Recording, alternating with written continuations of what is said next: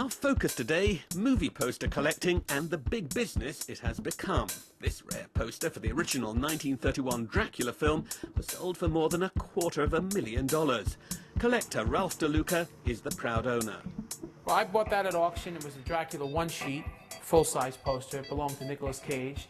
I bought it at auction for $310,000 last May. A lot of people might think you're crazy doing that, spending that amount of money on a movie poster. Some people think I'm crazy, but if you think it's one of the best movie posters in the world, and relative, it's cheap. If the equivalent of a painting would be $100 million.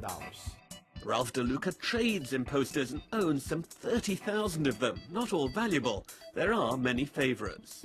This is the only known copy of the original German poster for Pandora's Box, 1929, starring Louise Brooks, who was a famous Hollywood star who left Hollywood to come to Germany to make this great expressionistic film where she played a promiscuous girl who in the end gets killed by Jack the Ripper. And this came up for auction. It came out of a German archive that was being deaccessioned, and I picked this up for about $72,000 5 or 6 years ago, and today its value is well over $200,000. Old movie posters are seen as an art form. Ira Resnick has just put together a book of vintage movie posters featuring illustrations from his collection.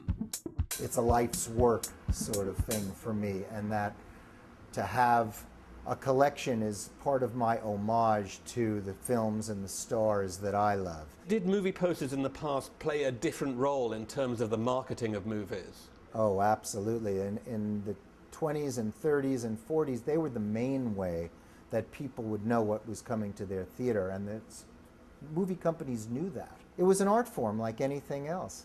Are there posters for particular kinds of films that people are looking for, or is it just generally any old movie poster?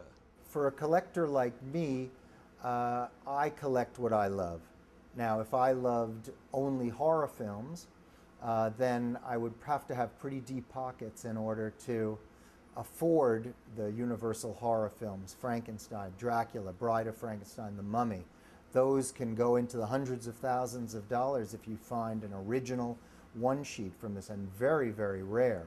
Pricey originals are beyond the reach of many. Movie fans who want cheaper reproductions often seek stores selling them. Let's find the poster.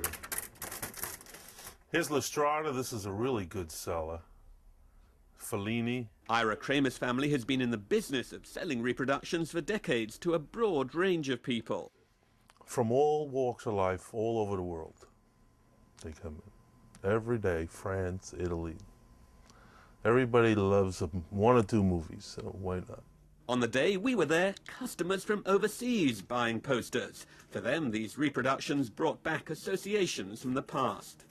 I think it's more like the memory when you watch the movie itself. Back then, in the time, you more remember like the time when you saw the movie, and you remember back how it was then and how your life was back then. So for me, it's a little bit this nostalgia. Yeah, exactly.